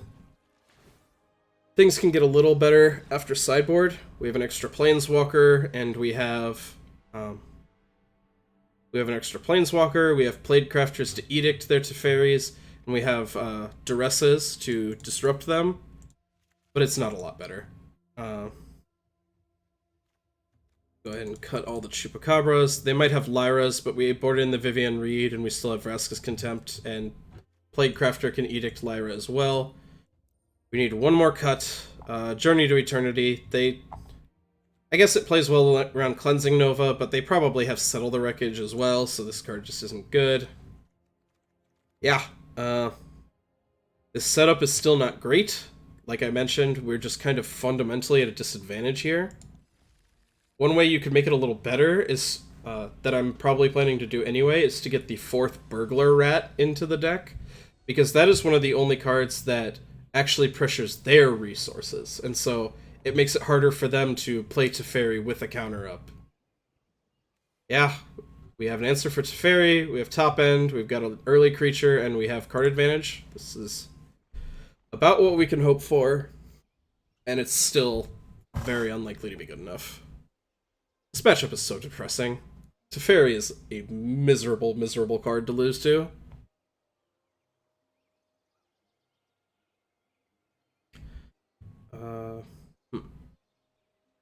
I should say, it wasn't just Jim Davis's straight blue-white control.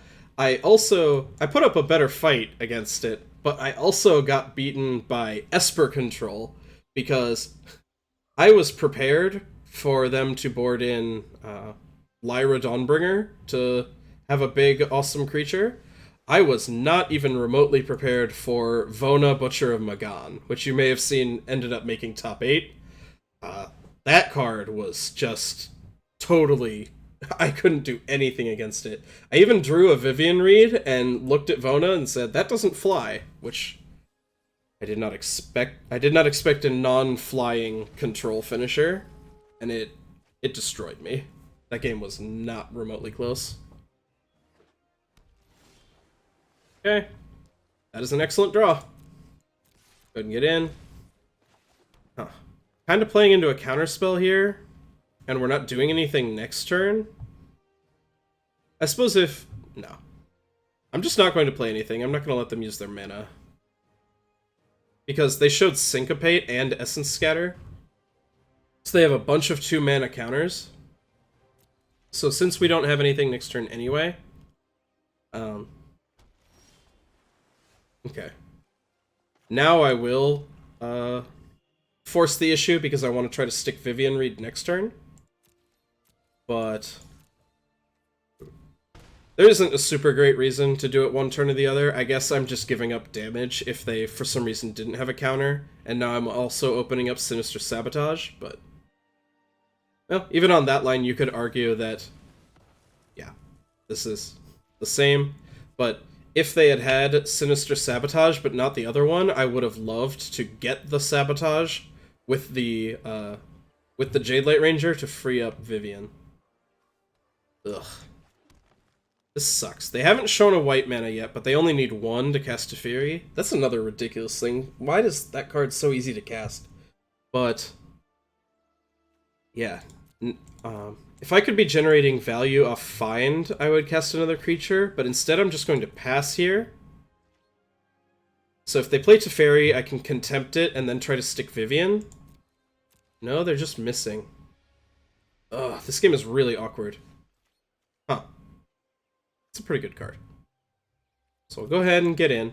Now, the thing is, maybe their only source of card advantage is Teferi, but it is also reasonably likely that they have Chemister's Insight. That card is quite good. And I don't want to just pass and let them use their mana on that. So I am going to walk my Planeswalker into a counter here. This really hurts, but I don't think I can just let them do the thing. Could have also cast Izoni, but with one creature in the yard, that's just terrible. It's not good enough. Yep, they had a Syncopate. So there really hasn't been a way for me to play around any of this. But hey, they're still missing on white, which is good. Huh. It's actually good for me that if something was going to get syncopated, it was the Vivien Reid, because Syncopate exiles from your exiles instead of sending it to your graveyard. So if this gets like Essence scattered, yeah, I can go ahead and cast Find here and pick up my 2 Jadelight Rangers, which is good card advantage.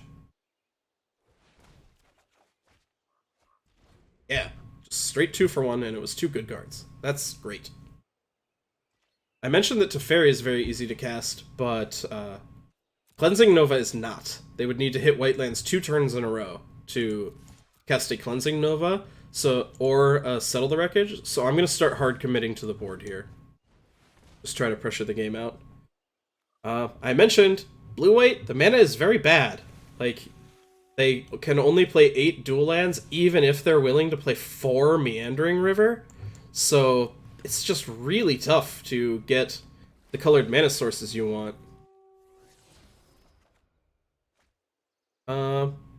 Sure. It's not great here, they have tons of stuff in hand they won't mind discarding, but yeah, okay. They got Chemist's Insight, they're probably going to hit their white now. They get 3 looks at it. Teferi is like not even close to good enough here though. Ah, that's a really awkward way to hit your white. Oh, I don't even have any non-basics. Good thing I didn't play this. So this does not fix their mana at the moment. Feeling pretty good about this game, which is weird, but that's what happens when your opponent just misses on their color for a million turns. Head, go to combat. I'm not going to commit anything else onto the board.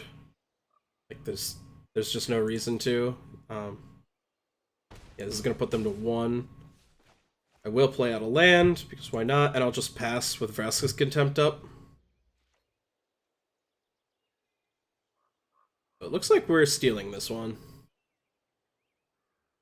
We have stolen a game in most of the times that we're getting wrecked. So, the deck at least does something. I should say, the deck is at least pretty damn consistent. So even if our opponents are missing their colors or just their deck doesn't really function, Burglar Rat and District Guide are going to function all the time. They always do exactly what you want them to. Yeah, again, I think all these things are much worse than what we're doing. I could almost see an argument for Wild Growth Walker. Just say we need to have more 2s, we need to be able to commit to the board, but this is so mopey by itself, and our Jadelight Ranger is usually just going to get countered anyway. I don't think that's a winning strategy. I think it needs to be a mix of pressure and pressuring their resources, get early creatures down, and also force them to use counters and removal and stuff, and be able to keep Teferi off the board. Oh my gosh, Izoni, please stop showing up in my opening hand. I have to mull this. 1 creature is not good enough. I would cut Izoni's, but like everything else on the board is worse. And these aren't that bad. If we commit a bunch of value creatures and then they Cleansing Nova... Oh my god, I just hit keep. Oh boy. Well, we drew the best possible card, so maybe there's no justice in the world, and we'll be fine. Huh. I wonder if they have a Search for Azcanta in hand, because it stalled through the priority like they were hitting pass instead of it just jumping through their turn. So, like, they had something that they could cast. Yep. Ugh. Once again, in Standard, we have exactly... No, Knight of Grace. That's very bad for me. Oh boy. Well, at least Thrashing Brontodon is big and able to attack from it. Attack through it, and we don't have to commit a black creature, but... Okay, combat. Go and attack with Bronte. Settle on just Brontodon. Okay, that's really aggressive. Yeah, take action. I'll get a swamp, I guess. And because of that, I'm so set for lands, I don't need to District Guide yet. I'm going to play the Jadelight Ranger. I'll keep that on top twice, and now Jadelight Ranger can attack through Knight of Grace as well.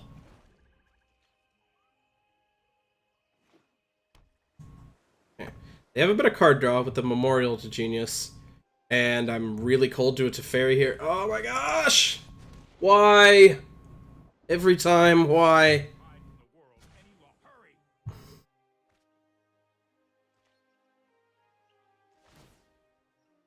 Yeah, they'll untap 2 lands, they're gonna seal away my Jadelight Ranger, so I can't actually pressure Teferi.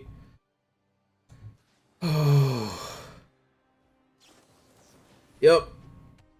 Every time. Everything always works out perfectly for anyone playing Teferi Hero of Dominaria. Oh. Graveyard, we need a Vraska's Contempt. Oh, I should have played District Guide first, because we're about to shuffle, but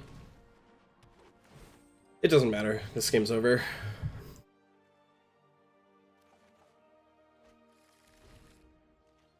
Oh. See, this is why it is great that there are YouTube videos online, so you can see me play this deck, and you can watch me die horrifically to giant miserable planeswalkers, and know that you never have to play this deck yourself. No one else in the entire world will ever have to do this. I don't actually think the deck's bad, and I'm going to suggest some changes, but it has problems, and it particularly has problems against a deck that is really not fun to lose to, so that's a non-zero concern, especially if you're just playing online for fun. Yep. Cleansing Nova and multiple Settle the Wreckages in their deck. I'm good for now. I think I've had enough.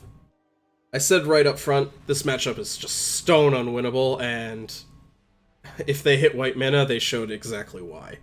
I'll be back in a sec with a wrap-up, and I will show a different version of the deck making changes that I've been looking at. Okay, after a dismal performance with that deck in matches, I'd like to talk about what I would do differently in the deck going forward. So a lot of the choices here are the same. The things that I'm changing. I wanted more early plays. I think a lot of the times you lose because you're not doing anything until turn 3, and Standard is kind of slow, but you can't just do nothing. That's not good enough. You can't do that. So, I went up to the 4th Burglar Rat. This is decent against Mono Red because it trades with the Viashino Pyromancer, the Piker that shoots you for 2. And it's excellent against control and just grinding people out. I think this card is underrated and very good. I added an additional 2 Seeker's Squire. These are a little mopier than Branchwalker. They don't attack nearly as well, especially if you get the land off the Explorer. But I'm not allowed to play 6 Merfolk Branchwalkers, so here we are. This card will give you more early plays. It also blocks very well against Mono Red. If it's a 2-3, it's much better than Merfolk Branchwalker, because it'll block all their Pikers and stuff like that. And yeah, it's just extra. It's also extra Explore, so the 22 lands continue to be good. You can dig for more stuff. I cut the Thrashing Brontodons and put in 2 Plague Crafters. I liked Brontodon for its flexibility and because it's big and fat and hard to attack through, but it just was often a 3-4 for 3, and I want my cards to do more than that. So something that can Edict away a Teferi, handle a Lyra or a Doom Whisperer, or just this is a 3-2 that trades my Burglar Rat for my opponent's Thorn Lieutenant, or something like that. Also, having an Edict is great. You saw that Knight of Grace gave me a lot of problems. Having an Edict on 3 seems excellent. Went up to the 3rd Findbroker. I believe I originally intended to play 3 in the tournament. This card is great. It's the reason why almost all the cards in the deck are permanents. It's extremely powerful. To make room for some of this stuff, I cut the Izonis. Izoni is great and does cool things, but I think the number of games that I lost due to mulliganing or just having this stupid 6-drop sit in my hand is greater than the number of games I ground out with Izoni. So I have damaged this deck's late game significantly, but I don't think it's worth just how many times I mulliganed or got run out of the game because all my good cards cost 6. I just don't think that's worth it. Then I also cut the cast down and swapped in an Assassin's Trophy. Cast down was efficient like I wanted it to be, but it was consistently not able to hit things that my opponent's decks were doing. Assassin's Trophy is very flexible. It does have a real drawback, but the clincher for me is one of the other ways that we were getting run out of games is by a flipped Search for Azcanta or a flipped Legion's Landing for Adanto the First Fort, and they would just be able to get value every turn, and I couldn't interact with it at all. An Assassin's Trophy can blow up lands, so I think this is where I want to be. Into the sideboard, a lot of the cards are the same. I added a third Finality. I think this card is great since it's good against both control and against creature decks. I think the sweeper half is just very good. In that vein, I've added 3 Plague Mare. I was talking down Ritual of Soot the whole time, and I think it is bad. I think this card is different. It attacks past all the white tokens in the deck, and crucially, it comes down early enough and leaves a body while clearing out Legion's Landing tokens, or Amara tokens, or Sapling Migration tokens. I think this effect is much better for what you're trying to do in this deck. Then against Mono Red, we still have our Wild Growth Walkers, which notably are better because we have extra Explore creatures with the Seeker's Squires, and I've still got the 3 Deathgorge Scavengers. We didn't run into it at all in this league, but I would fully expect to going forward because the deck is very good and very cheap to build, so it'll be popular. And again, still just Duress and Vivien Reid against Control. Notably, we have more board cards against Control, so we can get the bad cards like Chupacabra out of our deck, so that is sweet. And I think that's it. Oh, one more change I'm going to make. I'm actually going to cut a forest for an additional swamp. I think it was close before. Like, I don't think there was a particular reason for it to be 9-5, except that you needed GG a little bit earlier than BB. But the Plague Mares in the board make me want to have my black a little more. So yeah, I haven't tested this deck yet. I am going to because I love this sort of strategy, and I think the core of value creatures plus value creature recursion is very strong, and I think this is what I will be starting with going forward. That's all for today. Thank you, and bye. Oh, one more thing. If you liked this content and want to see more like it, I would love it if you could subscribe to our channel. It really helps the channel grow and helps more people to see it. Alright, that's it for the shilling. Thanks again.